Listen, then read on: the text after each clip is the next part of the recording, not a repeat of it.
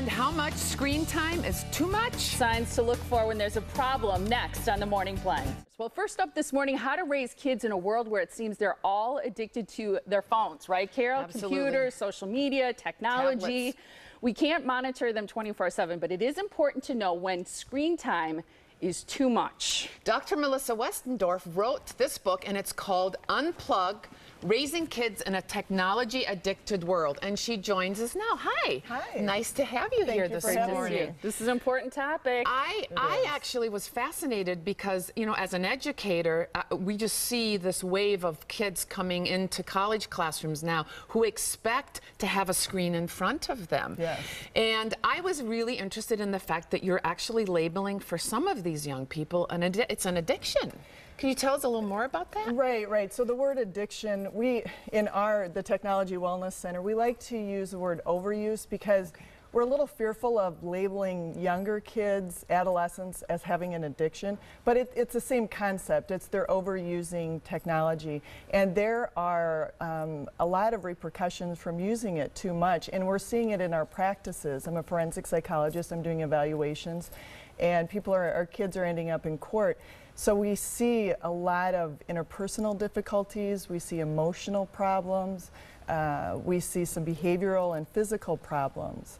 Yeah, I want to talk about that because I'm sure there are a lot of challenges that you see or problems that you see as a result of kids who overuse technology. What are some of the early signs or some of the maybe more important or critical signs that you see that there's a problem? So the one that makes me very nervous is the lack of interpersonal skills. So to have good interpersonal skills, you need to talk with people, you need to read social cues, and you learn that as you're growing up. Unfortunately, if you're on a screen, you are not learning those cues. You're not involved with other kids. So we have kids in our practices that have been using technology from a younger age. Those are their interactions. And then once they become adolescents and they're in high school, they don't know how to interact with other kids. They don't know how to read those social cues. And so then it's a vicious cycle, right? Because they are unsuccessful in school, then they go back to, I'm just going to go back to the computer where I feel more comfortable and I can talk with online people, but I'm not getting the same kind of interaction. And there's even brain research that comes out of China because they view this problem as a public health emergency. Wow. And so they're doing MRI scans on heavy users of technology. This would be 3 or more hours. And parts of the brain responsible for interpersonal skills is undeveloped.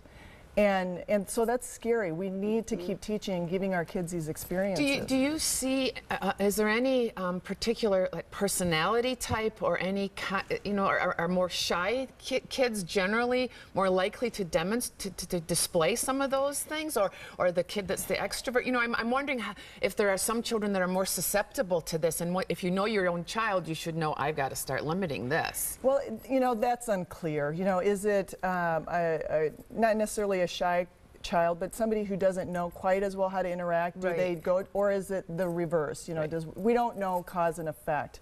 You know, if there's one thing you might want to consider, if there's a lot of addiction in your family line, genetic line, you might want to think about it because it stimulates the same areas of the brain as, say, a drug addiction or alcohol addiction. When you're using video games, it's a reward system, much like adults, and we look at our phones and, oh, we get rewarded by a text we just got. Same thing for kids. And so it's a reinforcement system. I'm interested in knowing how you know how much is too much. So if there are any guidelines in terms of times. But also I will say, as a parent with 3 kids, 1 a teenager, 2, 11 and 12, it's hard as a parent when you're busy. Let's say you work, but let's say you're busy cooking or taking care of maybe even younger children. It's hard to truly monitor screen time. And not to use that as a cop-out, but I wonder what your suggestions are for parents, because I think most of us we want to do the right thing, and we don't want our kids to overuse technology. Absolutely. This comes from experience myself. It is very difficult to do it. Part of it is we wrote the book to give people really quick, easy tips, like things you can do. And, you know, we're not saying you can't ever use it. You know, there are really good things about technology, but if you can establish early on with your kids, okay, we will not do it after 6. We will not, we promote Tech-Free Tuesday. So if after, you know, once dinner hits, we don't use any more technology, moms and dads and kids. We want to be really good role models for our kids as well. But if you can establish some guidelines and have them help you establish what the consequences might be if they break those rules and you follow through with that, you're going to set a very good boundary for your family as to what you're going to deem as important and what's healthy, because it's all about balance. You know, you can have your screen time, but you should also have other time where you're interacting together. And it seems to me that one of the things that helps, whether it's with technology or anything else in building rules in a household, is let the children be involved. You know, so maybe have them help.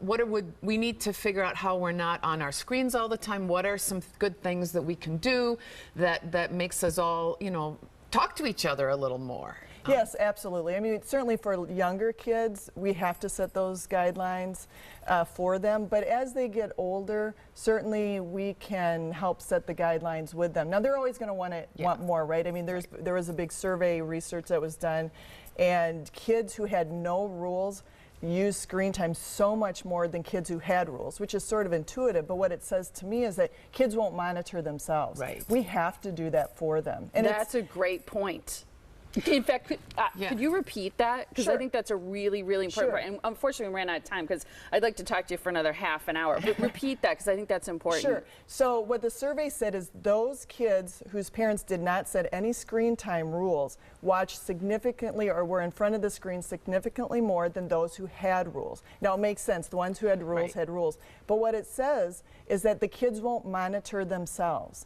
They have to be given those rules. They can't do it. It's too addicting, right? It's too addicting. Yeah. So we have to help them. And set good examples. That's good. And your book will give much more information to families who are interested in learning a little more about this. Right. We have the book, and we also have the website, the technologywellnesscenter.com. And on there you can sign up for tip of the day. We also include a section where you can ask an expert, and we have law enforcement, we have nutritionists, we have a medical doctor, and then Dr. Stroman and I are on there, and we'll ask questions. It's not counseling, but we can give advice through this Ask an Expert as well. Where's home for you? Here in Wisconsin, Milwaukee. Good, because we need you to come back every week. Don't go away. Absolutely. I love it. Absolutely. Thank you so much. Pleasure to meet you. Really, really nice important, to meet you. good Really nice stuff. to I meet look you. forward to having you back too. Thank you so much.